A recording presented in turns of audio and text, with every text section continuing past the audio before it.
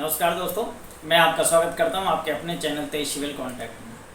दोस्तों, आज मैं जो भी नए ठेकेदार हैं उनको भी ये काम करना चाहिए, उनको भी ये बात पता होनी चाहिए, और जो ठेकेदारों का सुपरवाइज़र होता है उनको भी ये बातें पता होना चाहिए। सुपरवाइज़र ठेकेदारों को कब कमा के देता है, ये मेन पॉइंट है। इस पे मैं आपसे बात करूँगा, आप इसको समझेंगे और आपको इससे बहुत ज़्यादा फ़ायदा होने वाला है।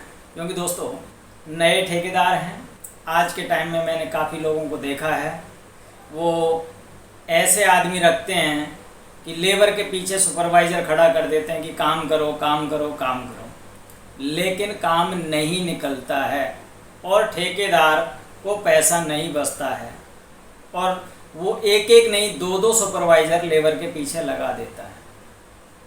दोस्तों, इस तरीके से आपको पैसे नहीं बचते हैं। मैं आपको पैसे बचाने का एक इस तरीके का रास्ता बताने वाला हूँ, जो आप इस तरीके से अगर इसको समझ गए तो सोचना आपको बहुत कुछ बचत होने वाली है। तो दोस्तों, सबसे पहला पॉइंट तो मैं आपको ये बताऊँगा कि अगर आप कोई सुपरवाइज़र रख रहे हैं तो उस सुपरवाइज़र को थोड़ा काम का नॉलेज होना चाहिए। और दूसरा, अगर आपने एक सुपरवाइज़र रखा है और आप दो सुपरवाइज़र रखने की कोशिश करिएगा साइड पे, डिपेंड करता है खैर कि साइड कितनी बड़ी है आपकी, उस पर डिपेंड करेगा। क्योंकि थोड़ी बड़ी होती है तो आपको दो सुपरवाइज़र रखने चाहिए साइड पे, उससे आपको फ़ायदा भी मैं बताऊँगा किस तरीके से। पहला पॉइंट तो आपको ये रखना होगा कि जो भी आप दूसरा सुपरवाइज़र रखते हैं वो अनट्रेंड रखें और उसको पढ़ा के रखें।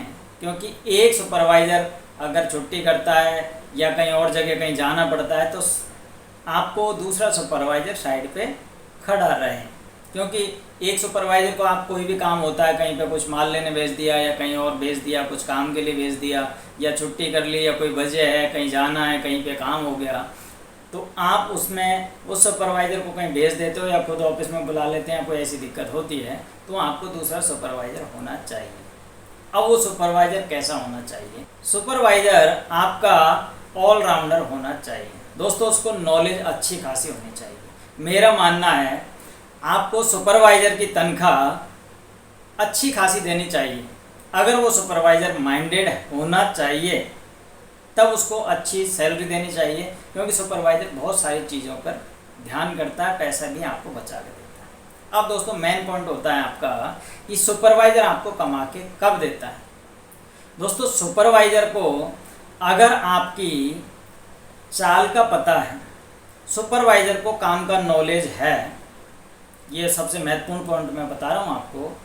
जैसे मान के चलिए आपको अगर कोई काम करना है, जैसे अभी मेरे पास सपोज करना है कि कोई ब्रिक वर्क का काम हो रहा है, दीवार चिनाई का काम चल रहा है और अगले 1 घंटे के अंदर अंदर वो काम ख़त्म हो रहा है। तो दोस्तों, आपको करना क्या है, आपके सुपरवाइज़र को ये बात पता होनी चाहिए और आपको भी पता होना चाहिए। आपको 1 घंटे पहले जो भी कोई आपको आगे का काम करना है उसका पूरा इंतज़ाम करके तैयार रखना चाहिए। कैसे? जैसे आपका ब्रिक वर्क का काम चल रहा है, अब यहाँ पे ब्रिक वर्क का काम ख़त्म हो गया है तो आगे कोई और काम करना है, जैसे प्लास्टर करना है।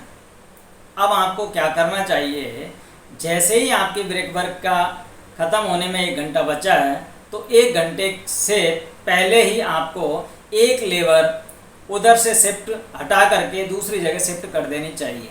उसके लिए अगर आपका प्लास्टर का काम है तो प्लास्टर का मसाला तैयार करवा लेना चाहिए, जिससे आपको मसाला तैयार मिलेगा। और दूसरा पॉइंट, अगर आपका काम ऊपर है तो उसकी पैड़ वगैरह उससे बनवा लेनी चाहिए, माल मटेरियल तैयार कर लेना चाहिए, दीवार की तराई करवा लेनी चाहिए। ये बहुत सारे पॉइंट हैं, यानी कि आगे का पूरा प्लानिंग करके अगर आप रखते हैं तो फिर आप आगे का जैसे ही मिस्त्री का काम कंप्लीट होगा तो मिस्त्री आके साइड पे इधर से खड़ा होके उधर आके बैठ जाएगा। उससे आपको तुरंत काम करने में आसानी होगी। और जैसे ही अगर आपने ये काम नहीं किया तो आपका 1 घंटे आपका मिस्त्री का वेस्ट जाएगा और लेबर का भी वेस्ट जाएगा। तो जैसे ही आप इन चीज़ों का ध्यान रखेंगे, आपके मिस्त्री जो होते हैं उनको भी इन चीज़ों का ध्यान रखना चाहिए, और आपका फोरमैन है उनको भी इन बातों का ध्यान रखना चाहिए। और आपको भी ये ध्यान रखना चाहिए कि आगे के लिए हमें प्लानिंग सदा बना के रखनी चाहिए। जैसे ही आपकी प्लानिंग आगे की रेडी होती है तो दोस्तों मैं कह सकता हूँ कि ठेकेदार की बचत, अगर 1 घंटे पहले कोई माल मेटेरियल तैयार करके अगर मिस्त्री को आगे से तैयार करके दे देता है तो मान के चलिएगा आपकी बचत आराम से निकाल करके दे देता है। लेबर मिस्त्री इसी तरीके से बचत करके देते हैं, क्योंकि अगर आपके पास सपोज करना 10 लेबर आपके पास लगी हुई है, अगर 10 लेबर का 10 मिनट भी अगर आपका वेस्टेज जाता है लेबर और मिस्त्री का, तो 10 मिनट का 100 मिनट जाती है।